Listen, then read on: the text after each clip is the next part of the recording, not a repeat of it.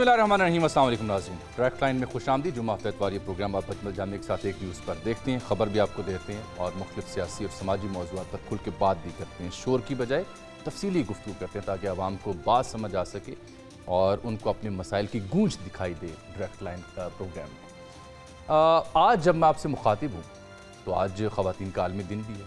इस दुआ और ख्वाहिश के साथ कि हमारी ख़वातीन एम्पावर हों, हमारे साथ साथ आए, उनके हकूक़ का एहतराम किया जाए। प्रोग्राम का मैं आगाज़ कर रहा हूँ माँओं, बहनों, बेटियों को सलाम पेश करते हुए। और दूसरा, आज का दिन इसलिए भी अहम है कि आज के दिन एक महीना पूरा हो गया। जो 8 फरवरी को इंतखाबात हुए थे, आज पूरा एक महीना हो गया। जिस दिन इंतखाबात हो रहे थे, आज ही के दिन एक माह पहले, तो इस वक्त जब महीना पहले मैं आपसे मुखातिब था ट्रांसमिशन में, तो धांधली का शोर सुनना हमने शुरू कर दिया था। वो शोर अभी थमा नहीं, बल्कि उससे ज़्यादा बढ़ चुका है। यही नहीं, बल्कि नून लीग के अंदर से भी कोई रहनुमा ऐसे थे जिन्होंने कहा कि उनको हरवाया गया है। जो नून लीग के हामी थे हज़रत मौलाना, वो भी धांधली की शिकायत करते रहे। मौलाना अचकज़ई साहब भी नून लीग के हमरा रहे, वो भी धांधली की शिकायत करते रहे। इसलिए धांधली का शोर माजी की निस्बत ज़्यादा हुआ। फिर डैट ने कल एक रिपोर्ट छापी थी जिसमें जो फेयर कितने हुए, इलेक्शन शफाफ कितने, उसका इंडेक्स बताया। वो 2013 और 18 की निस्बत और कम हुआ, 49% पे आया है वो इंडेक्स, जो माजी में 52 या 56% हुआ करता था। आलमी इदारों ने भी तवज्जो इस पर मबसूल करवाई, तो वो शोर नहीं थमा। जो 8 फरवरी इंतखाबात के बाद नताइज आने से शुरू हुआ, वो आज भी जारी है। इस बीच अलबत्ता 2 काम हुए, हुकूमतें बनना शुरू हो गई, काबीना बनना शुरू हो गई। नवाज शरीफ साहब वज़ीर-ए-आज़म नहीं बने, शहबाज शरीफ साहब बन गए। नवाज साहब की जो साहबजादी उन्होंने पंजाब में संभाल ली वज़ारत आला, और ख़ान साहब के यहाँ अली मिन गंडापुर मौजूद नाम ठहरे, जो वहाँ पर संभाल चुके हैं CM का चार्ज। इस बीच में जबकि धांधली का शोर है, नई एहतजाजी तहरीक शुरू होने जा रही है, सेंटर मुशाहिद हुसैन सैयद साहब सामने आए। अलविदाई खिताब था उनका, आपने देखा होगा। उन्होंने ये बड़ी अहम बात कर दी कि इमरान खान साहब को रिहा किया जाए, वो सियासी कैदी हैं, और सबको साथ शामिल करें, आम मुआफ़ी का ऐलान करें। ये क्या उनकी ज़ाती राय है या इसके पीछे एक रियासत की, सियासत की भी सोच है? और क्या पाकिस्तान मुस्लिम लीग नून के यहाँ भी ऐसी राय पाई जाती है? और क्या मुफाहमत के बग़ैर ये जो हुकूमत बनी है, ये मसाइल का हल कर पाएगी? ये है हमारा आज का सवाल, जो आपके जहनों में भी होगा। देखिए मुशाहिद साहब ने आज कहा क्या है। इमरान खान को रिहा किया जाए, कैदी हैं, और उस नए चैप्टर में we need a healing touch, दस्ते शफा, और सबको साथ शामिल करें और एक जनरल एमनेस्टी दें। जो PTI की जो रिजर्व्ड सीट्स बनती हैं, स्पेशलाइज्ड सीट्स, उनका हक है, उनको मिलना चाहिए। इस प्रोग्राम से पहले मेरी सेंटर मुशाहिद हुसैन साहब से टेलीफोनिक बात भी हुई। उनके इस बयान पे मैंने उनकी मज़ीद राय जानना चाहिए। वो बड़े परेशान थे, तशवीश में मुब्तला थे। उन्होंने कहा कि ये बयान मैंने ये नहीं कि PTI के रहनुमा के हक़ में दिया, मैं माजी में जब नवाज शरीफ साहब पर भी ऐसी सूरत हाल थी तब भी मैंने ये बयान दिया था, क्योंकि एक मजबूत हुकूमत जो है वो तभी मजबूत हो सकती है अगर सियासी मेल जोल हो, सियासी हाथ एक दूसरे के साथ मिलाए जाएँ, तभी इस्तेहकाम आ सकता है। वरना हुकूमत की मजबूती तो इमरान खान साहब की भी थी पहले 2 साल, फिर क्या हुआ? क्योंकि सियासी इस्तेहकाम नहीं था, इसलिए हुकूमत नहीं चल सकी। तो वो ये बात करते हमें दिखाई देते हैं। अब ये कैसे मुमकिन होगा? पाकिस्तान मुस्लिम लीग नून के अंदर कई ऐसे सीनियर रहनुमा हैं, सफ़े अव्वल के, चोटी के, जिन्होंने अपनी शिकस्त को बड़े खुले दिल के साथ ना सिर्फ तस्लीम किया, बल्कि मुफाहमत की बात भी की, और ये बात भी की कि हमें एक नए चार्टर की ज़रूरत है, मिसाक मुफाहमत की ज़रूरत है। तो ऐसी आवाज़ें अगर नून लीग के अंदर हैं, तो ऐसी आवाज़ों की हमें शिद्दत से ज़रूरत PTI के यहाँ भी है, रियासत के यहाँ भी है, और दीगर जमातों के यहाँ भी है। अगर वाकई मिल बैठना है, एक एक कदम सबको पीछे हटना पड़ेगा, वरना ये स्टैंड स्टिल रहेगा, वगरना ओए तोए की सियासत जारी रहेगी, और हुकूमत बनते ही जो चैलेंजेस हैं वो उनको संभालना शुरू हो जाएगी। आवाम की कोई दादरसी नहीं हो पाएगी। तो इस अहम तरीन मौजू पर बात करने के लिए, जबकि एक माह पूरा हो गया इलेक्शन का और हुकूमत बन रही है, हमने पाकिस्तानी सियासत के एक इंतहाई सीनियर नाम, नून लीग के इंतहाई सीनियर रहनुमा जनाब शेख वहीद लश्कर साहब को ज़हमत दी कि उनसे एक तफसीली मुकालमा हो सके, क्योंकि इनकी एक अच्छी बात यह है कि ये ज़मीर की बात करते हैं, आवाम की बात करते हैं, चाहे वो पार्टी लाइन के मुताबिक हो या ना हो, खुलकर बात करते हैं। शेख साहब, बहुत शुक्रिया डायरेक्ट लाइन के लिए, आपने वक्त निकाला। आपको आज पहली दफ़ा खुशामदीद कह रहा हूँ अपने प्रोग्राम में। माजी में तो पहला मेरा प्रोग्राम था, वहाँ आपसे कई एक तलखुशीनी गुफ्तगू होती रही हमारी, तो खुशामदीद आपको कहता हूँ। आपका बहुत शुक्रिया जामी साहब। मैं तो बड़ा खुश हुआ था आपका सुन के कि आपने मुझे अपने प्रोग्राम में बुलाया। तो मैं ये सोच रहा था कि मुझे आज आप जैसे ज़हीन और फतीन शख्स से कुछ सीखने को मिलेगा। नहीं, हम और आपसे मैंने सीखते हैं। आपकी बातें सुनी है, मैंने आपके इंट्रो में खासा लंबा है। अब मेरी उम्र के हिसाब से अब इतनी बातें याद रखना मुमकिन नहीं है। अच्छा। मैं कोशिश करूंगा कि मैं आपके सवालों के जवाब जो हैं वो अ, शायद आप तो तसल्ली ना हो आपकी, लेकिन कोशिश करूंगा कि जो बेहतर सोच है मेरी मैं आप तक पहुंचा। चलिए फिर आगाज़ कर लेते हैं सेनेटर मुशाहिद हुसैन से। ये आपको पता है नून लीग के यहाँ भी रहे, काफ लीग के यहाँ भी रहे और फिर आपके साथ भी रहे। बड़े ज़ीरक, समझदार, पढ़े लिखे शख्स हैं। अगर वो सेनेट में खड़े होकर आम मुआफ़ी की बात कर रहे हैं, तो वो आगे बढ़ने की बात कर रहे हैं, हाथ मिलाने की बात कर रहे हैं, तो उसमें वज़न है या आप समझते हैं कि उनकी ज़ाती राय है, या ऐसा हो नहीं सकता? ये सियासी यतीम है ये लोग। मेरे ख्याल में ये सुनवा दीजिएगा उसको जरूर याद से। आपने अभी अपने एक इंट्रो में जब आप बात कर रहे थे तो मैं आपकी बात बड़े गौर से सुन रहा था कि इन्होंने इरशाद फरमाया कि इन्होंने नवाज शरीफ के लिए भी ये बात की थी। हुँ, तो नवाज शरीफ साहब जो है वो मेरे ख्याल में शायद काफी वफादार आदमी है। उन्होंने इनकी ये बात सुन के इनको सेनेटर बना दिया था ना फिर। हुँ। तो अब ये बात करने का मकसद फिर वही होगा कि शायद इसको नजदीक से सुन ले और मैं सेनेटर बन जाऊं, क्योंकि इसके अलावा और नौकरी कोई नहीं है। यानी आपको लग रहा है और कि शायद नून लीग की पता जानिब नहीं से हिमायत ना मैं मिले, पीटीआई की जानिब से सेनेटर बनना चाह रहे हैं, इसलिए वो बात की? तो मेरे ख्याल में इसके अलावा तो और मैं कुछ नहीं समझ सकता। जो कुछ उन्होंने पहले कह चुके हैं नवाज शरीफ के लिए और मुस्लिम लीग के लिए, मेरे ख्याल में अगर अक्ल और शऊर होगा। मैं वैसे अपनी एक जाती राय आपको दे देता हूँ कि आदमी को, इंसान को ये चाहिए कि जिसके साथ रहा हो हुँ, उसके लिए सोच समझ के बात करनी चाहिए। ठीक। और ऐसी कोई बात नहीं करनी चाहिए जिससे किसी की दिल आजारी हो या ये समझ आए कि ये शख्स तो हर किसी के लिए ऐसी बातें करता है, हुँ, कल को मेरे लिए भी करेगा, परसों उसके लिए भी करेगा, तरसों। ये चीजें जो है ना, ये मेरे ख्याल में शायद एथिकली ठीक नहीं है, दुरुस्त नहीं है। हुँ। मिसाल के तौर पे मैं जामी साहब पीपल्स पार्टी में रहा। जी हाँ, मेरी उस वक्त रहनुमा थी बेनजीर भुट्टो। सही। आप भले जितना मर्जी तनकीद कर ले पीपल्स पार्टी पे, लेकिन मेरे मुंह से आप कभी बेनजीर साहबा, अल्लाह उनको गरीक रहमत करे, उनके लिए कोई ऐसी बात नहीं सुनेंगे ये बात दुरुस्त कही जो आपने, दुरुस्त कही। मेरे कद को छोटा हुँ, करे। ये कोई अच्छी बात नहीं है। हुँ, अब देखे ना मुशाहिद साहब, अब जाते जाते मसला क्या था उनका? हुँ, उनसे किसी ने पूछा, उनसे किसी ने राय ली, उनसे किसी ने बात की। बात किसकी कर रहे हैं? असल में देखना ये है जामी साहब जी, जी। कि सियासतदान जो जो ओरिजिनल सियासतदान, वो कभी भी अपनी दरवाजे बंद नहीं करते, कभी भी गुफ्तगू चुनीद को बंद नहीं करते। हुँ, अगर वो ये समझते हैं कि उनको मुल्क का और पाकिस्तान के मुल्क का और मुल्क के अवाम का कोई मफाद अजीज है, तो वो हर वो काम करेंगे जिससे मुल्क मजबूत हो और अवाम मजबूत हो। इसके अलावा तो मैं इस बारे में और क्या कह सकता हूँ कि अगर कोई अक्ल और शऊर रखता है तो वो पाकिस्तान के लिए काम करेगा या अवाम की फलाह के लिए काम करेगा। अगर आप समझते हैं कि इससे कोई फलाह पैदा होती है अवाम की, तो जरूर करना चाहिए, कोई हर्ज नहीं। लेकिन मसला ये है कि आपकी कोई बात सुनने को तैयार है भी कि नहीं। असल बात तो ये है कि आपने तो सब कुछ दांव में लगा दिया ना पाकिस्तान हुँ। का। और इसके अलावा और क्या हो सकता है? अभी आप देखें, रिसेंटली खत लिख के भिजवा दिया आईएमएफ को। भाई आईएमएफ ने को मुझे तो कर्ज नहीं देना, आपके मुल्क को देना। और नहीं, मुल्क को उनका इसलिए जवाब देना भी कि आ गया आप है। जिस वो गिरदाव काफ़ी में फंसे मौसर हुए हैं। जवाब है जो उनका आया। उनका ये ज़ाती अंदरूनी मामला है मुल्क का, हमारा मैंडेट सिर्फ मईशत को डील करना है। जवाब उनका आ गया है।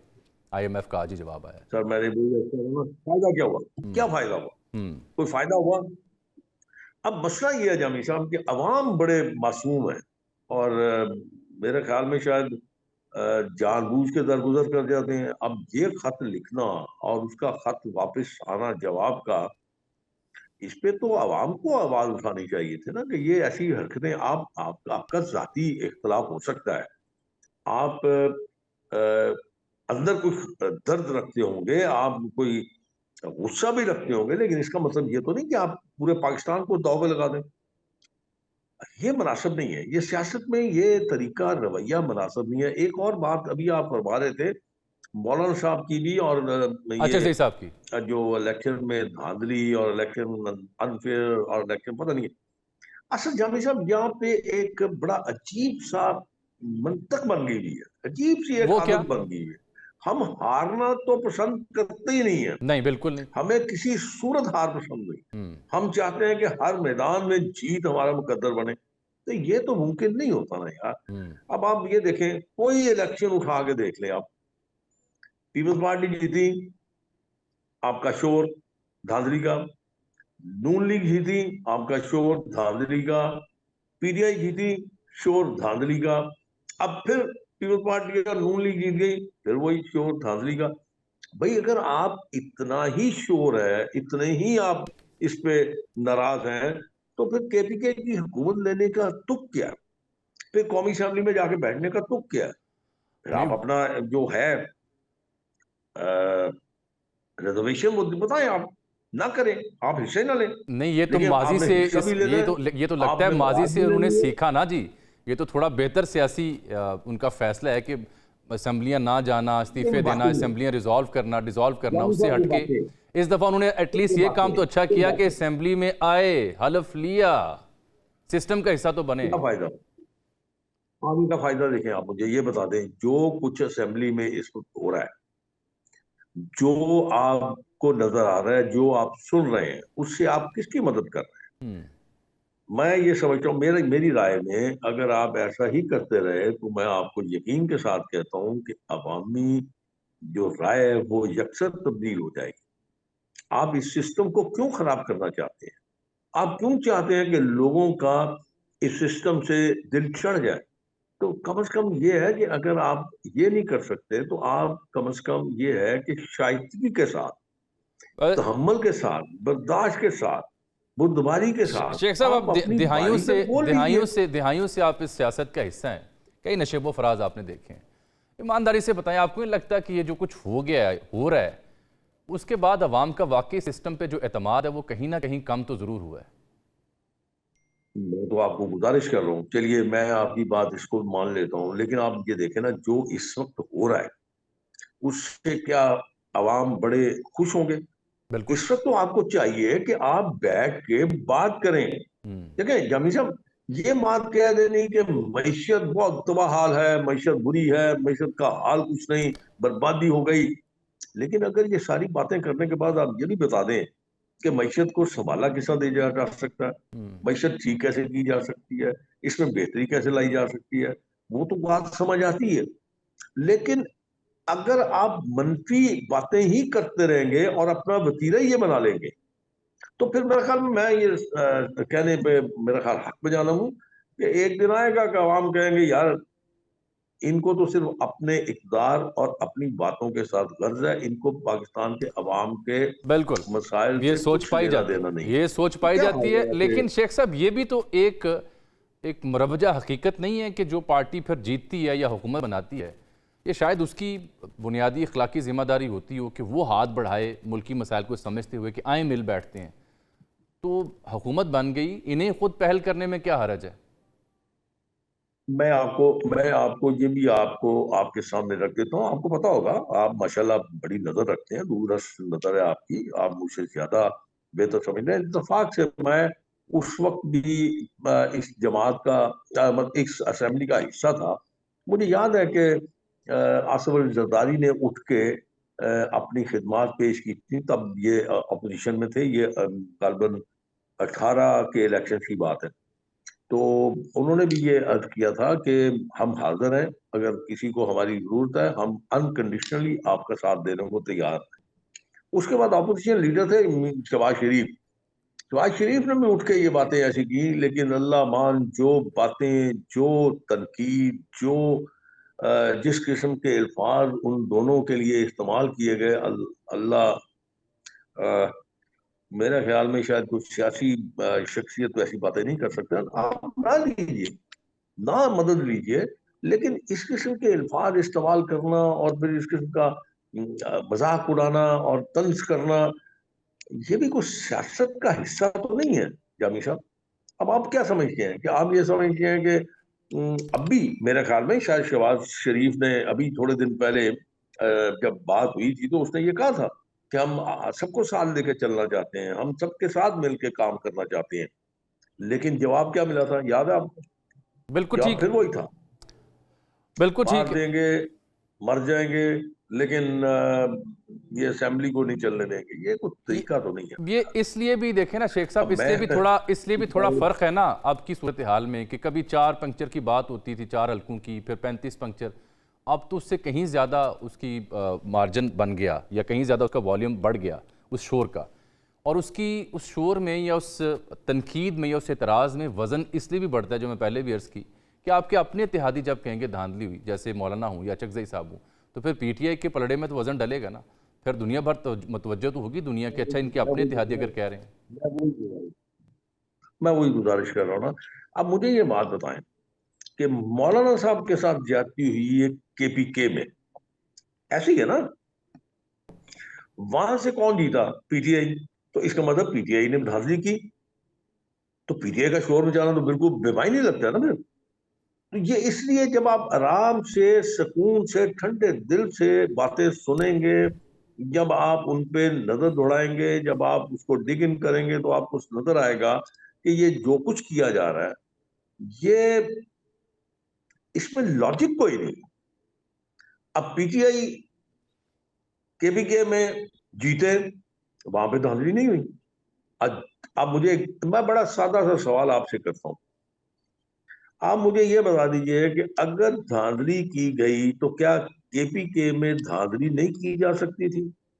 क्या वहां पे लोगों को आ, हार नहीं चखाई जा सकती थी? क्या उनको चित नहीं किया जा सकता था? तो इन दो चीजों का बड़ा सादा सा जवाब है कि जहां आप जीतेंगे वहां धांधली नहीं हुई, जहां आप हारे हैं वहां धांधली ये हो गई। ये आपका अब मुझे ये आपकी नहीं दलील समझ जो आ है ना, रही। वो बड़ी दिलचस्प है, लेकिन इसका जवाब भी हम अक्सर यही दलील पीटीआई के दोस्तों से भी पूछते हैं, सियासी रहनुमा जब आते हैं, वो कहते हैं जी जहाँ तक केपीके का ताल्लुक है ना, हम 45 और 47 और 49 सामने रख देते हैं, आप पंजाब का रख के दिखाएं। वहाँ फिर गड़बड़ आती है, जैसे ही इलेक्शन कमीशन ने वो अपलोड किया, तो एक से ज़ायद ऐसी जगह मिली, हल्के मिले, जहाँ पे नज़र आ रहा है गड़बड़ हुई है, तो वो भी उनका एतराज़ अपनी जगह रहता है। फिर जब ये छोड़े अचकज़ई साहब को, मौलाना साहब को, आपकी अपनी जमात से भी जब कई सीनियर लोग कहेंगे कि उन्हें धांधली करके हरवाया गया, तो फिर मैं क्या करूं? नहीं जामी साहब, मैं वही गुजारिश कर रहा हूँ ना कि बात यह है कि मैं आपके सामने बैठा हूं, मैं कहता हूँ मुझे भी धांधली करके हराया गया। आपके पास कोई जवाब है उसका? किसी के पास ये जवाब नहीं होगा। कोई ये नहीं कह सकेगा मैं आपके सामने यहाँ पे 45 फॉर्म 45 लहरा के दिखा दूंगा, और उसको मैं खुद ही काट पाट के ये इधर से उधर, उधर से इधर कर दूंगा, तो मैं यहाँ पे शोर मचाना शुरू कर दूं, तो आपके पास जवाब तो कोई नहीं होगा। अगले दिन मैं यही बात कर रहा था कि प्रेस कॉन्फ्रेंस करके, वहां पे शोर मचा के, वहां पे बातें सुना के, वहां पे कागज लहरा के, ये बातें करने से फायदा क्या होगा? जब हमेशा मैं आपके साथ अगर ये बातें कर लूं, मैं प्रेस कॉन्फ्रेंस कर लूं, तो इंसाफ तो मुझे लेने के लिए अदालत में जाना पड़ेगा ना, वैसे या मुझे इलेक्शन कमीशन में जाना पड़ेगा, आपने या मुझे। आपने और राना सनाउल्लाह साहब ने बड़े ज़र्फ का मुजाहरा किया, फ़ौरन अपनी शिकस्त को तस्लीम किया, लेकिन आप भी कहीं समझते हैं कि आपके साथ भी गड़बड़ हुई वैसे? मैं इस बारे में कुछ नहीं कहना चाहता, और मैं ना कहना चाहता हूँ, मैं इस पे मैं कुछ डिस्कस करना चाहता हूँ। अगर मेरे साथ कोई गड़बड़ हुई है, हाँ जी। तो उसका देखें जामी साहब, बड़े बड़े लीगल फोरम है। मुझे जाना चाहिए इलेक्शन कमीशन में, जाना चाहिए मुझे, आपके जो लेकिन लेकिन इलेक्शन चूंकि आपने अभी तक किसी ऐसे फोरम से रजू नहीं किया, तो इसका मतलब आप कह रहे हैं कि सबर अल्लाह का, जो हो गया ठीक हो गया। मेरा मतलब अभी आराम तो कर ले रहे यार, थोड़ी देर तो सब्र तो कर ले, क्या हो गया? अच्छा। अभी वो कौन सा टाइम बार हो जाएगा कि मैं ये टाइम बार हो गया जी, मैं जा नहीं सकता कहीं? तो मेरी स्वाबदीद है, मेरा प्रोग्रेटिव है, मैं जब मर्जी चले। मेरा कहने का मतलब ये है कि बजाय इसके कि आप शोर मचाएं, आप मुख्तलिफ फोरम है। ओके ठीक है, आप कहते हैं जी इलेक्शन कमीशन हमारी बात नहीं सुनता, आप ट्रिब्यूनल में चले जाएं। आप कहते हैं ट्रिब्यूनल हमारी बात नहीं सुनता, आप हाई कोर्ट में चले जाएं। हाई कोर्ट आपकी बात नहीं सुनता, आप सुप्रीम कोर्ट में चले जाएं। भाई कहीं तो आपकी बात सुन ली जाएगी, अगर उसमें कोई शेख आपके साहब, कोई ये है, मेरी उसमें दम है बात में, मेरी मेरी कोई अब वो तो बात सुन ले। हफ्ता डेढ़ पहले मेरी राना सनाउल्लाह साहब से और मियां जावेद लतीफ़ साहब से बात हो रही थी, तो नताइज के बाद जो नंबर्स आए, उसके बाद उन दोनों ने कहा कि हम समेत कई एक रहनुमाओं का मशवरा था कि नवाज शरीफ साहब को इक़्तिदार में नहीं आना चाहिए और हुकूमत भी नहीं लेनी चाहिए। क्या आपकी भी ये राय थी नताइज के बाद? नहीं, मैं नहीं ये समझना। अब देखें, हर किसी की अपनी अपनी राय है। मैं ये समझता हूँ कि मियां नवाज शरीफ साहब जो थे उनकी देखें, लोगों ने बहुत मजाक उड़ाया, उनकी बीमारी को लेके बेइंतहा मजाक उड़ाया, लेकिन हम ये भूल जाते हैं, हमें याद नहीं रहता कि मियां साहब की जब पहली दफा जब सर्जरी हुई थी, तो आपको याद होगा कि वो बड़ी कॉम्प्लिकेशन पैदा हो हम्म। गई। अल्लाह करीम ने उनको दोबारा जिंदगी अता की। अब उनकी सेहत इस काबिल नहीं है कि इतना बड़ा प्रेशर वो बर्दाश्त करते हैं। अब देखें ना, इस वक्त जो प्रेशर है, इसको एक नॉर्मल आदमी तो बर्दाश्त कर सकता है, लेकिन एक वो शख्स जिसकी अपनी सेहत ठीक ना हो, या वो उस बीमारी से निकला हो, वो कैसे बर्दाश्त। अब फिर उसका सवाल ये आता है कि जी वो तो आए थे, वो तो प्राइम मिनिस्टर बन के आए थे। हाँ, बिल्कुल दुरुस्त है, इसमें कोई दो राय नहीं।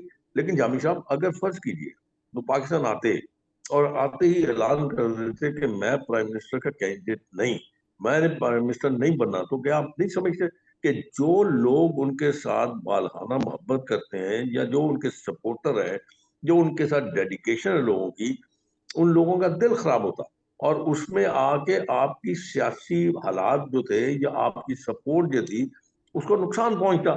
तो मेरे ख्याल में उनका बड़ा ही वाइज स्टेप था इस बारे में। और और इंतजार में ना आने का भी मैं समझता हूँ उनका बेहतरीन एक फैसला है, जो कि उनकी सेहत के साथ ब्रैकेट करता था। और उनको ऐसा करते तो मेरे ख्याल में शायद आप ठीक। शेख साहब देखिए, यहाँ फिर मोहतरमा मोहतरमा मरीम नवाज़ बनी वज़ीर आला, पहली खातून है, बड़ी अच्छी बात है, वुमेन एम्पावरमेंट हुई। लेकिन जो आपके नाक़िद हैं वो ये भी तनकीद करते हैं कि घर के बाहर कोई ऐसा शख्स नहीं था जो इस काबिल हो कि वज़ारत आला संभाल सकता हो। तनकीद तो करने के लिए ना जामी साहब, तनकीद क्या है, हमें और काम क्या है, हमें सारा दिन तनकीद ही तो करनी है। अब मैंने देखा ना, अब मैं भी वेला, आप तो माशाल्लाह काम शाम करते हैं, तो मैं तो वेला वेला बंदा, तो तनकीद ही करेगा ना, और क्या करेगा। और अगर मैं फर्ज कीजिए आपके चैनल पे आके तनकीद ना करूं, या मैं मनफी बातें ना करूं, तो कौन देखेगा आपका ये शो। तो जब तक मैं यहाँ पे बदतमीजी ना करूं, मैं बदलिहाजी ना करूं, मैं लोगों के खिलाफ शेख बातें साहब ना इससे करूं, लिए मैं आज तो दूजा आपका गैस नहीं लिया ਤੁਹਾਡੇ ਨਾਲ, मैं आके कल्ले गल करा। तो मैं नहीं, मैं आता ही नहीं हूँ जामी साहब, मैं आता ही नहीं हूँ। अपनी इज्जत अपने आते, मेरी उम्र है, मेरी उम्र तो नहीं है ना यार, मैं किसी की हाथ में अपना गिरबान पकड़ा दूं, कल के बच्चे उठ के अब ये बातें करें, तो मतलब मुनासिब नहीं है यार। तो इसलिए मेरा ख्याल है मैं इनसे माफी मांग लेता हूँ। भाईजान, मुझे आप माफ कर दें। और दूसरी बात यह है, सच्ची बात यह है कि मैं कोई इतना अक्ल फाहिम का मालिक तो हूं नहीं कि बड़ा मेरे पास इल्म का खजाना है, या अल्फाज का खजाना है जो मैं आपके साथ डिस्कस कर लेता हूँ। ये आपकी मेहरबानी है कि आप सुन लेते हैं, मैं बता देता हूँ जो मेरे जहन में होता है, जो मेरे पास होता है, मैं के बात कर देता हूँ। इससे अब चूंकि शेख साहब इससे कल कल हो रहा है सदारती इंतखाब, तो उस पर मैंने आपसे बात करनी है। जरदारी साहब आ रहे हैं, अब दो ऐसे शख्स आ रहे हैं इस्लामाबाद में, पिंडी में, यानी वज़ीर आज़म होंगे शहबाज शरीफ साहब, और जरदारी साहब आ रहे हैं सदर। इन दोनों के बारे में कहा जाता है कि मुफाहमत की सियासत इन पे अखीर है, एंड है, कॉन्फ्रंट्रेशन ये नहीं करते। इन दोनों का पेयर जो है 5 साल पूरे करवा देगा या फिर गड़बड़ हो जाएगी बिच? बात यह है कि डिपेंड करता है, मुझे वैसे इसका ज्यादा इल्म नहीं है। जरदारी साहब मफाहमत या शहबाज शरीफ साहब मोहम्मद, देखिए बात यह है कि इक़्तिदार में जो शख्स होते हैं, वो इक़्तिदार में अपने अ, मफाद की सियासत करते हैं। मेरा नहीं ख्याल कि कोई ऐसी मफाहमत करेंगे, हाँ जी मैं वापस चला जाता हूँ, आप आगे आ जाए। ये मुश्किल ही होता है वैसे, मेरी समझ से बाहर है। अब आप ज्यादा बेहतर समझते हैं मुझसे। आप आपका जो होगा कंक्लूजन, या जो आपकी राय होगी, वो बड़ी मोतबर होगी, वो बड़ी दुरुस्त होगी। लेकिन मेरा ख्याल है कि आपस में मुफाहमत कर लेंगे, या उसके साथ मुफाहमत हो सकती है जो बात सुनना पसंद करे, जो बात को जो बात में वजन रखता हो, जो अपनी बात में वजन रखता हो। तो अगर आप अपनी बात करके या मुफाहमत की बात करके अपनी पोजीशन को खराब करें, तो मेरा ख्याल में इस चीज से अवॉइड करना चाहिए, मेरा अपना ख्याल है। और मैं एक और जामी साहब, जाते जाते मैं आपको अर्ज कर दूं, ये सारी बातें अपनी जगह, लेकिन हुकूमत वक्त को अपनी पूरी तवज्जो, पूरे दिलजमाई से अपनी तवज्जो जो है वो मुल्की हालात पे, मुल्की मसाइल पे, अवामी मसाइल पे मरकूज रखनी चाहिए। बर्दाश्त, तहम्मुल, बुर्दबारी इससे काम लेना चाहिए और अपने आप को साबित करना चाहिए कि जो चैलेंजेस हैं, इनमें इतनी स्किल है, इतनी काबिलियत है कि वो सारे के सारे ये शेख उसको साहब, अचकज़ई साहब टेकअप कर भी सकते हैं और उनका आपके बहुत साथ बड़ा दरीना उनका ताल्लुक रहा, आपके साथ चले, आपकी जिद्दोजहद में भी साथ थे। वो भी परली साइड पे चले गए, बल्कि वहाँ से सदर के उम्मीदवार हैं। यही नहीं बल्कि ख़त लिख रहे हैं इलेक्शन कमीशन को कि सदारती इलेक्शन को पोस्टपोन किया जाए जब तक रिजर्व सीटों का फैसला नहीं आता। वो अलग बात है कि इलेक्शन कमीशन ने उनकी इस्तदा नहीं सुनी। ये क्या हुआ उनके साथ और क्यों नहीं उनको कायल कर सके? वो जो तकरीर कर रहे हैं on the floor of the house, उनका जो लबो लहजा है, जो गम और गुस्सा है, वो तो कुछ और ही पैगाम देता है। मैं जमी साहब आपको एक बात बताऊं, सियासत बड़ी पता नहीं ये लफ्ज मुनासिब रहेगा या नहीं रहेगा या बड़ी नामुराद चीज है। नामुराद। और कुछ लोग कहते हैं कि सियासत के सीने में दिल नहीं होता और सियासत में मुफादात की सियासत होती है।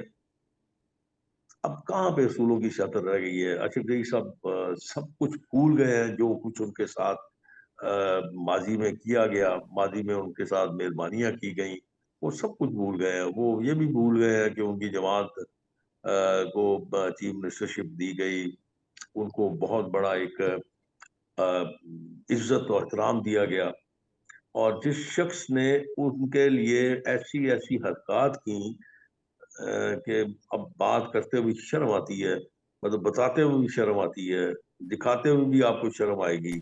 लेकिन आप उनकी बातें कर रहे हैं सिर्फ इसलिए कि आप सदारती उम्मीदवार उन्होंने आपको नॉमिनेट कर दिया है और इसलिए आप वो सब कुछ भूल गए। आपने अपनी इज्जत को भी पशे-पुश डाल दिया।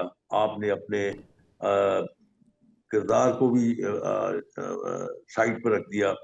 लेकिन सिर्फ एक एक ऑफिस के लिए जो कि आपको पता था कि आप नहीं जीत सकते, इसके बावजूद आपने अपने सारी चीजें भूल के और आप उसमें छलांग लगा दिया आपने। तो फिर मैं हक में जानूँ इस बात कहने में कि सियासत के सीने में दिल नहीं होता। हमारे सामने की बात है ना, हालिया जो 8-10 इंतखाबात हैं, पढ़ भी रखे हैं, देख भी रखे हैं। जितनी मर्जी मजबूत हुकूमत हो, जितनी मर्जी उसकी इस्टेब्लिशमेंट के साथ अच्छी फ़हम तफ़हीम हो, लेकिन अगर सियासी इस्तेहकाम मुल्क में ना हो, मुआशी तौर पर सूरत हाल बेहतर ना हो, सिस्टम नहीं चल रहा सर। अब हुकूमत बन गई, उसके बाद जो IMF हमसे डिमांड्स कर रहा है, जो महंगाई का आलम है, जो आवाम का बुरा हाल है, उस सब को देखते हुए ये PTI एक ग्रैंड तहरीक लॉन्च करने जा रही है धांधली के ख़िलाफ़। तो ये सब कैसे चलेगा जब तक सियासतदान आपस में नहीं मिल बैठेंगे?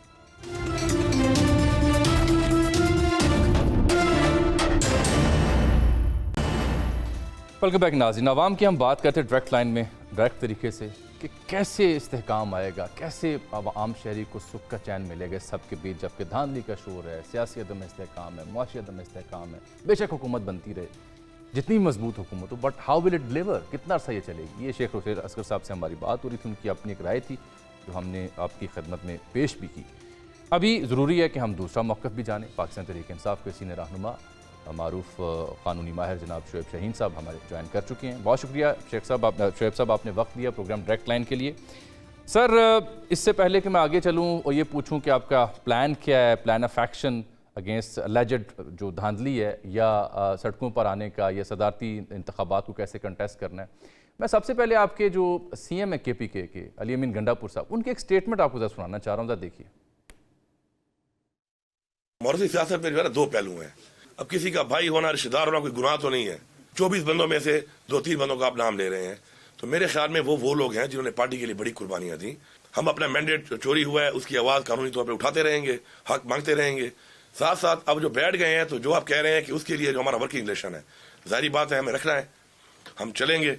हमारे जो हकूक हैं, हमारी जो चीजें हैं सूबे की, उनके हवाले से हम बात भी करेंगे, हम बैठेंगे भी सही।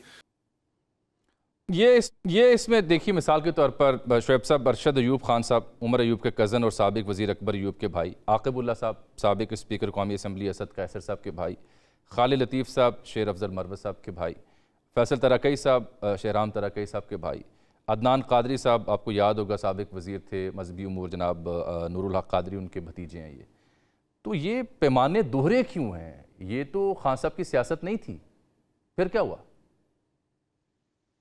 देखिए, मेरा ख्याल है कि वैसे तो बेहतर जवाब तो अली अमीन गंडापुर साहब ही दे, मगर बीइंग तर्जमान पीटीआई मैं एक ही बात करूंगा कि देखें, सिर्फ ये नहीं है कि उनके रिश्तेदारों को लगाया गया, मगर असल बात यह है कि क्या वो मेरिट पे पूरा उतरते हैं। मेरिट अगर मेयार है तो वो है असल कंसिडरेशन। ये नहीं है कि अली अमीन गंडापुर ने अपने बेटे को, भाई को या बीवी को लगा लिया। ये नहीं है कि इमरान खान ने अपना चेयरमैन जो है वो अपनी बेगम को या बहन को या बेटे को या किसी को नामजद कर दिया। डायनास्टिक पॉलिटिक्स जो है वो इस बात का नाम नहीं है। अगर दो भाई फर्ज करो पॉलिटिक्स में हैं और दोनों एलिजिबल हैं, दोनों क्वालिफाई करते हैं, दोनों एमएनए बन गए हैं या दोनों सेनेटर बन गए हैं या दोनों किसी ना किसी हवाले से, एक एमएनए है एक एमपी है, तो एक घर में हमने एक जो पॉलिसी बनाई थी कि एक फैमिली में हमने 2 सीटें देनी है अगर कोई एलिजिबल है। शर्त यह है कि एलिजिबल है बाकी को कैंडिडेट।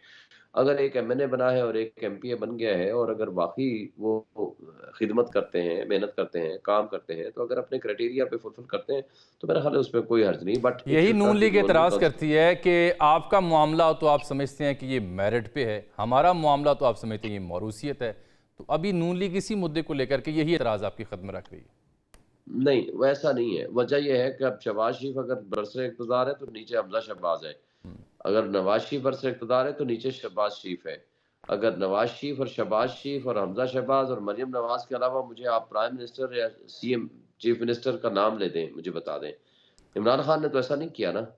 चलिए, ये बात तो फिर ये चूंकि आप बड़े पढ़े लिखे और काबिल वकील भी हैं, एक बात की दाद तो देना कि पहली खातून वज़ीर आला पाकिस्तान में बनी है, ये तो काबिल तारीफ है। ये भी नहीं, ये कहाँ से काबिल तारीफ है? एक खातून एम्पावर्ड हुई है। डाका जनी के जरिए अगर कोई बरसरे इक़्तिदार आई है जो खुद अपना इलेक्शन हार चुकी है, उसको कहे ना लाए फॉर्म 45। और जिस तरह डाका डाल के अगर एक खातून डाका डाले तो वो डाकू नहीं होगी, वो डाकू रानी नहीं कहलाएगी। अगर उसने अपने बलबूते पे और अगर वो इलेक्शन जीत के आई होती, सबसे पहले हम उसको वेलकम करते हैं। मगर जो अपनी सीट हार चुकी है, शहबाज शरीफ हार चुका है, नवाज शरीफ यास्मीन राशिद से हार चुकी है, फॉर्म 45 आपके सामने, हमारे सामने है। जिस तरह की कटिंग की गई है, 70 अरब रुपया लगाया और 70 अरब कैंडिडेट से लगवाया, खरबा रुपए खर्च करके आपने अगर 10 रुपए या 20 रुपए के बाल पॉइंट के जरिए आपने सारी ये कटिंग करके तो लोगों के जज्बात, एहसासात, उम्मीदें तोड़नी थी, जो जराइम करने थे या डाकाजनी करनी थी, तो फिर आप ये इलेक्शन ही ना कराते, ज़िले इलाही से एक लिस्ट मंगवा लेते कि जनाब आप बता दें कि किस किस को आपने मजलिस शुरा में रखना है, आप बना देते। तो फिर ये इलेक्शन का ड्रामा जाने की जरूरत ही नहीं थी ना। तो अगर इलेक्शन हुआ है तो लोगों के जज्बात हैं, एहसासात हैं, उनके फीलिंग्स हैं। शोएब साहब, ये बात आपकी दुरुस्त है। जो मैंने पहले भी अपने इंट्रो में अर्ज किया कि जो फेयरनेस इंडेक्स है इलेक्शन का वो गिरा है, 49% आया है। धांधली की शिकायत माजी से कहीं ज़्यादा है। नून लीग के अंदर भी इसमें शिकायत हुई, मौलाना भी आपकी बात कर रहे हैं, चकदी साहब कर रहे हैं। लेकिन जो अप्रोप्रिएट मोस्ट फॉरम्स हैं इन इश्यूज़ को एड्रेस करने के लिए, अगर वहाँ ये साबित नहीं होता कि मरियम नवाज साहिबा जो हैं वो गलत तरीके से जीती हैं, तो क्या आप अपने अल्फाज वापस लेंगे? मुझे ये बताएं फोरम्स कौन से हैं? सबसे पहला फोरम तो इलेक्शन कमीशन ऑफ पाकिस्तान है, free fair and transparent elections कराने का। क्या उसने ये जिम्मेदारी पूरी की है? जिस तरह ये 14 दिन के अंदर इन्होंने अपने फॉर्म अपलोड करने थे, क्या किए हैं? क्या ये जुर्म नहीं है? क्या इलेक्शन कमीशन ने अगर 27 दिन बाद वो फॉर्म्स अपलोड कर ही दिए थे तो क्या उसको 3 घंटे बाद उतारना जरूरी था? क्या ये जुर्म नहीं है? क्या वो खवातीन की रिजर्व सीट्स जो आर्टिकल 51 के तहत हमें मिलनी है, यानी अलग चैप्टर है, हमें तो मिलनी ही मिलनी है क्योंकि ये हमारा हक है। तो मुझे ये बता दें कि दीगर पॉलिटिकल पार्टीज जो अपना शेयर ले चुकी हैं, ये कोई खैरात है, ये कोई गिफ्ट है, ये कोई तोहफा है जो आपने बांटना है अपनी मर्जी से। लेकिन चूंकि आप हमेशा आइन, आपकी जात की मैं बात कर रहा हूं, आप हमेशा आइन और कानून की बात करते हैं, तो आइन और कानून में क्या रेमेडी फिर आपके पास बाकी है? उसका मतलब सिस्टम से बगावत तो ऑब्वियसली पॉसिबल नहीं है, ना आप उसके हक में होंगे।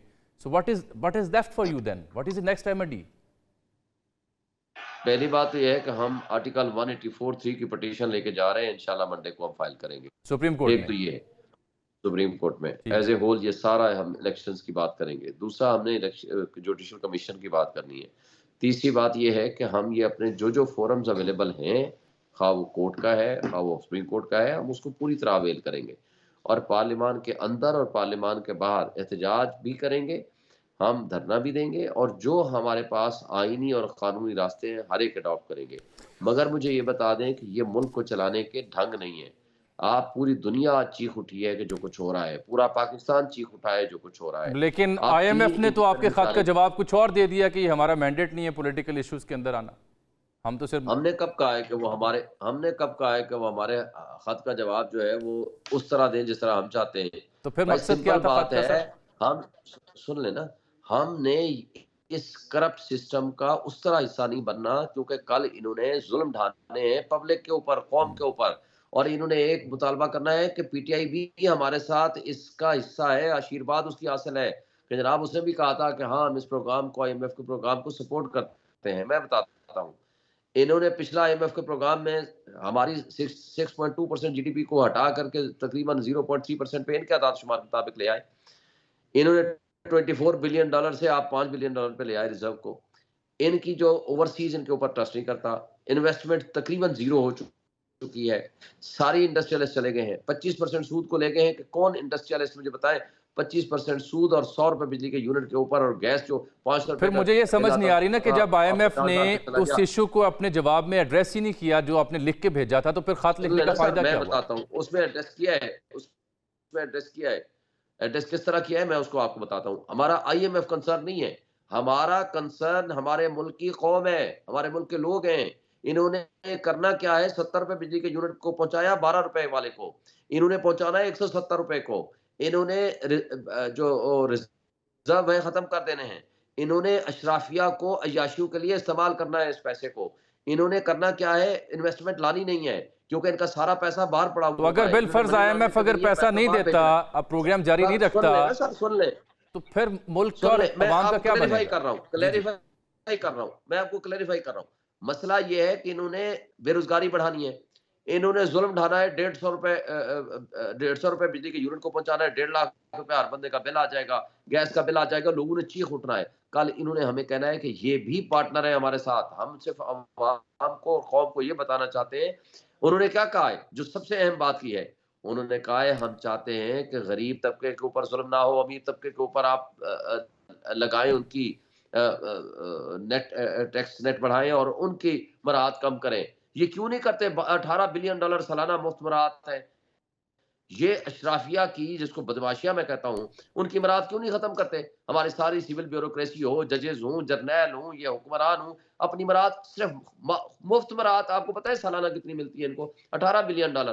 खान साहब ने कंडीशनल उनके साथ मुआहदा किया था कि हम आएंगे तो free fair and transparent elections होगा, हम रिफॉर्म्स करेंगे और रिफॉर्म्स के साथ हम इन्वेस्टमेंट लेकर आएंगे। और जब तक इन्वेस्टमेंट नहीं आएगी, आप आमदनी के ज़राए नहीं बढ़ाएंगे। ये बताइएगा, जो आप एहतजाज की ये बात कर रहे हैं, उसमें क्या ये तासुर दुरुस्त है कि पीटीआई की हाँ दो तरह की सोच पाई जाती है? कुछ रहनुमा ये समझते हैं कि हमें विद इन द सिस्टम रह के एहतजाज करना चाहिए, जलाओ घेराओ और सड़कों पे नहीं आना चाहिए। कुछ ये समझते हैं कि नहीं, खान साहब जेल से बैठे ये पैगाम दे रहे हैं कि मुजाहमत वैसी नहीं हो रही जैसी होनी चाहिए थी। ऐसी कोई बात नहीं है, किसी किस्म का हमारे यहाँ इब्हाम नहीं है। खान साहब ने ये फैसला कभी नहीं कहा कि जलाओ गिराओ जाकर करो। हम ये कहते हैं कि पुरअमन एहतजाज हमारा बुनियादी हक है, वो हम किया है और आइंदा भी करेंगे। एक बात। दूसरी बात है कि खान साहब ही फैसला साज अथॉरिटी हैं, हम उनके साथ कंसल्ट करते हैं, मशवरा करते हैं और मशवरा देते हैं, वो हमारी कोर कमेटी करती है।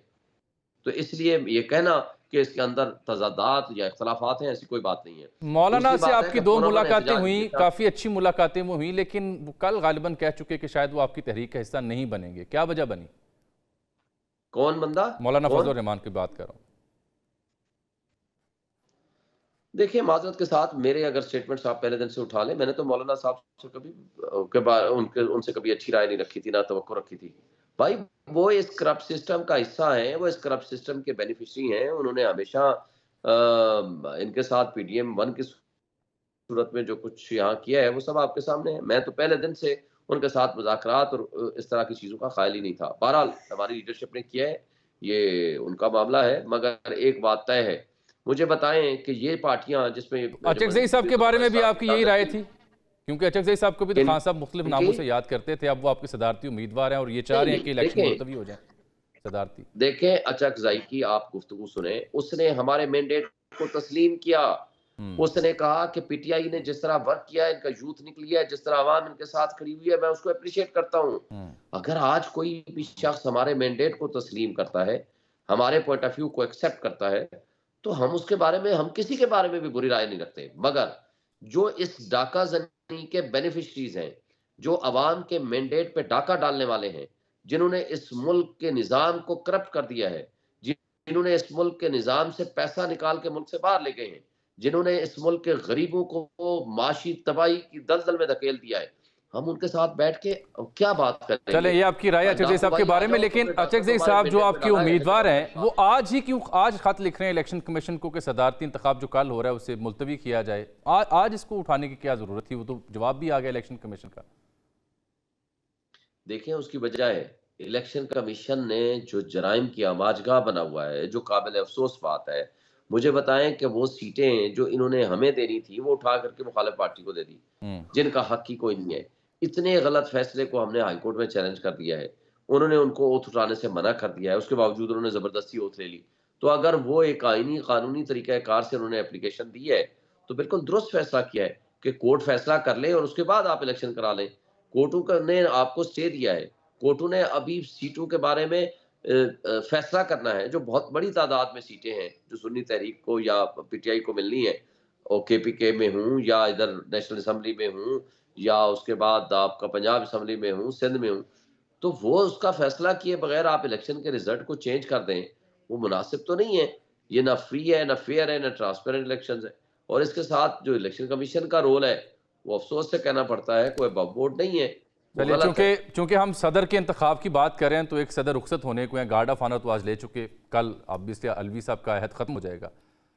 कैसा देखते हैं आप उनका साल डेट का जो परफॉर्मेंस थी? कुछ इतलात हैं खान साहब उनसे खुश नहीं रहे रिसेंट पास में उनकी परफॉर्मेंस से? देखिए, उनकी एक्सपेक्टेशंस खान साहब के दायरे जितनी हो सकती थी उसमें थोड़ी सी कमजोरी दिखाई है अलवी साहब ने, जिसमें सबसे बड़ी बात है कि डेट ना देना इलेक्शन की, स्पेशली इन दिनों में जो 6 नवंबर को उन्होंने दी थी, वो उनको स्पेसिफिक डेट फिक्स करनी चाहिए थी। उन्होंने उसमें कमजोरी दिखाई, इसमें कोई शक नहीं, मगर ओवरऑल उन्होंने आईन और कानून की बालादस्ती के लिए बेहतर काम किए, इसमें भी कोई शक नहीं कि वो एक जानदार किस्म की उसने प्रेसिडेंसी संभाली है और बैठे हैं। कई उन्होंने वो लॉज जो इलीगल एंड अनकॉन्स्टिट्यूशनल क़वानीन थे, स्पेशली जो बाद में उन्होंने नोटिफाई भी कर दिया, जिसको मैं चैलेंज एक जरा फ्रैंकली एक सवाल आपसे पूछना चाहूँगा, इज़ इट ट्रू कि अलवी साहब को इल्म है कि खान साहब उनसे थोड़े नाला हैं और इस बीच उन्होंने कोशिश की उनसे कोई मुफाहमत की या बातचीत की या मुलाकात की, लेकिन खान साहब ने कोई जवाब नहीं दिया? नहीं, मुझे इसके बारे में नॉलेज नहीं है, इल्म नहीं है, मुझे इसका इल्म नहीं है। अगर मुझे इल्म होता तो मैं बिल्कुल फ्री और आपको बिल्कुल बता देता कि ये बात हुई है। अच्छा, ये अब आप एक बड़ी एहतजाजी तहरीक की प्लान कर रहे हैं, कब से इस तहरीक को आप लॉन्च कर रहे हैं? कोई अमली सूरत हमें नज़र आएगी या ये बस ईवान की हद तक तकारीर और फिर किसी एक संडे को एहतजाज किसी शहर में कर लिया? देखिए, हम एहतजाज का हर वो रास्ता अडॉप्ट कर रहे हैं जो आइन और कानून हमें देता है, बिल्कुल हम कर रहे हैं। हमने पिछले जिस दिन से हमारा इलेक्शन चोरी हुआ है, मैं आपके सामने इलेक्टेड एमएनए बैठा हुआ हूँ, 1,05,000 मुझे लोगों ने वोट दिए हैं, 6-7 हज़ार हालांकि इन्होंने मेरे खराब किए हैं वोट, मगर इर्रिस्पेक्टिव ऑफ दैट जो 50,000 जिसने वोट लिए हैं, मेरे आधे से भी कम, उसको उठा कर इन्होंने एमएनए बना दिया। हमारे पास फॉर्म 45 है और इस तरह ढिठाई के साथ चोरी और डकैती की है जो एक 4 साल का बच्चा भी इस तरह की हरकत ना करे। लेकिन उस सब कुछ के बावजूद इनको शर्म-ओ-हया और गैरत खत्म हो गई है, अफसोस से कहना पड़ता है। मुझे बताएं, अपने लोगों को आप ये मैसेज देना चाहते हैं, आप डाकाज़नी करें, आप चोरी करें, आप झूठ बोलें, आप पब्लिक को जो चाहें कर दें और अवामी नुमाइंदगी का हक भी रखें।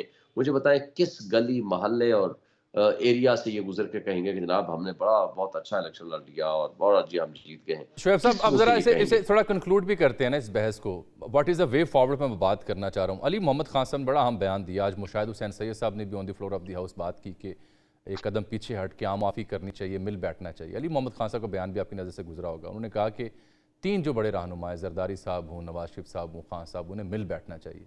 ये जब तक सियासतदान आपस में खुद नहीं मिल बैठेंगे, कहीं और मिल बैठेंगे, तब तक तो मसला हल नहीं होगा। Don't you agree with it? नहीं, मुझे है मेरी रिस्पेक्ट फॉर अली मोहम्मद खान साहब, लेकिन मैं एक बात पूछता हूँ, किस बैठे?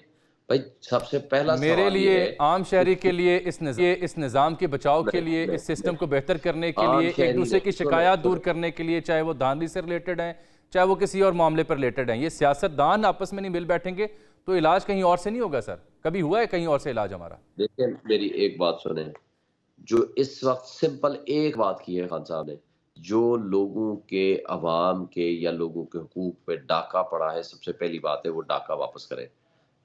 अवाम को हक की नुमाइंदगी है, जिसको उन्होंने नुमाइंदगी का हक दिया है कि वो इक़्तिदार में आए, जिसको भी दिया है, आप इसका जुडिशल कमीशन बना लें, ऑडिट करा लें फॉर्म 45 का, उसके मुताबिक आप करें, हम हर किसी से बात करने को तैयार हैं। वो जो डाकाज़नी के ज़रिए इक़्तिदार में आए हैं, जिन्होंने इस मुल्क के लोगों के हुकूक छीने हैं, जिन्होंने इस मुल्क के लोगों के साथ ज़ुल्म किया है, एक यानी आस आप और उम्मीद खत्म अली कर दी मोहम्मद है। खान साहब की राय से एग्री नहीं करते कि मिल बैठना चाहिए तीनों बड़ों मैं को? अली मोहम्मद खान साहब की तकरीर नहीं सुनी, मुझे नहीं पता, मगर सिंपल बात है, सिंपल बात यह है कि जुडिशल कमीशन बनाएं, ऑडिट कराएं और उसके बाद जिसको जो हक हुक्मरानी गवर्नमेंट जिसको देना चाहे उसको दे दें, इसलिए कि अवाम के फैसले को और मैंडेट को तस्लीम करें, उसके बाद ही इस मुल्क की सुधार हो सकता है। जो लोग, आप मुझे बताएं, शहबाज शरीफ इलेक्शन आ रहा है, फॉर्म 45 हमारे पास मौजूद है, मरियम नवाज इलेक्शन आ रही है, फॉर्म 45 हमारे पास मौजूद है, नवाज शरीफ इलेक्शन आ रहा है, फॉर्म 45 मौजूद है। इन्होंने इस करप्ट सिस्टम से बेनिफिशरी है, इन्होंने अपना माल मता इन्होंने से उठाना है, मुल्क को जो हो जाए इन्होंने उठा करके बाहर जाकर बैठ जाना है।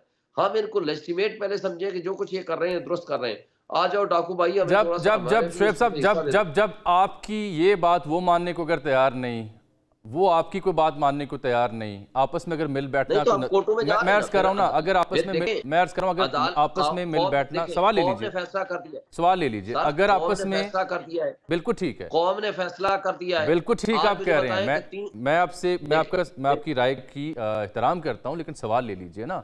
मैं ये अर्ज कर रहा हूँ कि अगर आपकी बात वो नहीं मान रहे, उनकी बात आप नहीं मान रहे, आपस में मिल बैठना दूर और ख्वाब लग रहा है, तो ऐसे में अवाम नहीं रगड़ी जाएगी, अवाम मजीद इस्तेहसाल का शिकार नहीं होगी? ऐसे में जो इकॉनमी है या सोसाइटी है वो कैसे स्ट्रेंथन होगी? सुने, अवाम ने अपना मैंडेट दे दिया, अवाम ने अपना फैसला दे दिया। देखें, अवाम को इनकी 16 महीने की कारकर्दगी के बाद एक आस और उम्मीद थी कि इलेक्शन होंगे, हम अपना इनके जुल्म का बदला या इनको हमने हटाना है वोट के जरिए, उन्होंने दे दिया। अब आज आप उनके रास्ते में रुकावट बन रहे हैं, एक अवामी इनकलाब के रास्ते में रुकावट बन रहे हैं। जब अवामी इनकलाब के रास्ते में रुकावटें बना करती हैं तो उसके बाद इनकलाब आया करते हैं। आज आप जो कुछ कर रहे हैं, ये हरकतें, ये अपने खिलाफ कर रहे हैं। आज जो सिचुएशन है मुझे बता दें, फिर कोर्ट फैसला करे ना, हम कोर्ट में जा रहे हैं, अब let the court to decide. मगर ये कहना कि जनाब जो कुछ वो कर चुके हैं उसको लेजिटिमेट कर दें, उसको आप भूल जाएं, आप कहें जी हम आपके पास आ रहे हैं, चुप करके हम बैठे हुए हैं, हम कोई एक लफ्ज भी नहीं बोलेंगे, जो आपने करना है। शुएब साहब, अगर जो फॉरम्स लेफ्ट हैं आपके लिए बाकी हैं, अगर वहां से भी आपकी उम्मीदों के मुताबिक फैसला ना आया तो क्या करेंगे? क्यों ना आया? पहली बात है क्यों ना आया, पहली बात। दूसरी बात है कि हमारे पास एविडेंसेस है ना, हम कौन सा कह रहे हैं कि हमारे हक में कर दो, हम कहते हैं let the law has to take its own course, judicial commission इसका फैसला कर दे, कानून के मुताबिक चलना है ना। क्या इस मुल्क में आईन है? क्या इस मुल्क में कानून है? क्या इस मुल्क में अवाम को हक की नुमाइंदगी है?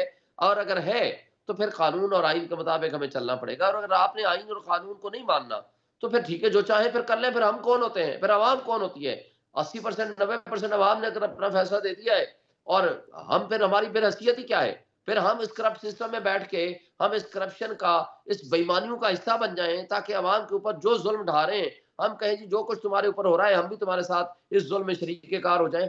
कम से कम हम जुल्म में तो शरीके-कार ना हो ना। हम तो अपने आप को डिस्टेंस करें ना इन जालिमों से, इन चोरों से, इन डाकुओं से, जिन्होंने इस मुल्क को लूटा है और अभी भी मजीद लूटेंगे। मैं एक बात आखिरी आपको बता दूं, आप जो भी सवाल करना चाहें बाद में। देखें, आज भी शरीफ फैमिली इंक्लूडिंग इसहाक डार, आज भी जरदारी फैमिली, ये सिर्फ अपना पैसा जो यहाँ से मनी लॉन्ड्रिंग के जरिए ले गए, छोड़ देते हैं कि हमारे स्टेट के पैसे हैं वापस स्टेट को दो, अपने अकाउंट्स में यहाँ पाकिस्तान में ले आए, ये 50 रुपए का डॉलर हो जाएगा। लेकिन मैंने तो वहसियत सहाफ़ी देखना है कि अदालतों ने पनामा में क्या फ़ैसला दिया, क्या रिलीफ दिया। मैं भी आपकी तरह कानून पसंद हूँ, तो मैं देखूंगा कि रिसेंटली अदालतों के फैसले उनके हक में आए हैं, फिर मैं क्या करूँ सर। दूसरी बात यह है कि अगर बिलफर्ज आपके मुतालबात पूरे नहीं होते, आपको रिलीफ नहीं मिलता, जो इंसाफ की तवक्को आप कर रहे हैं आपको नहीं मिलती, तो क्या कोई ऐसा ऑप्शन भी है कि असेंबली से इस्तीफे दिए जाएं? नहीं, इस्तीफे वाली बात अभी कोई अंडर कंसिडरेशन नहीं है। हम हर फोरम पे इनका मुकाबला करेंगे। लेकिन एक बात और बता दूं, आप छोड़ दें टेक्निकल ग्राउंड्स पे की जाने वाली फैसलों को, आप सिर्फ एक बात का जवाब दे दें। इनसे पूछें 30 साल से आप और आपका खानदान वहां पर से इक़्तिदार है, 33 ईयर से, बल्कि 93 से 31 साल हो गए। मुझे सिर्फ चलिए एक शुएब बात का साहब, जवाब अब दें। वक्त ख़त्म हो गया इस उम्मीद और दुआ के साथ कि अल्लाह हमें सियासी मुआशी इस्तेकाम दे, हमारे सियासतदान आपस में ज़रूर मिल बैठें, एक एक कदम पीछे हटेंगे तो बात बनेगी, वगरना एक दूसरे से यूं ही उलझे रहे तो नुकसान मेरा आपका एक आम शहरी का होगा, फ़ायदा किसी और को होगा और उससे मुल्क इस्तेहकाम की तरफ नहीं जाएगा। आज के लिए इतना ही, इजाज़त दीजिए, अल्लाह हाफ़िज़।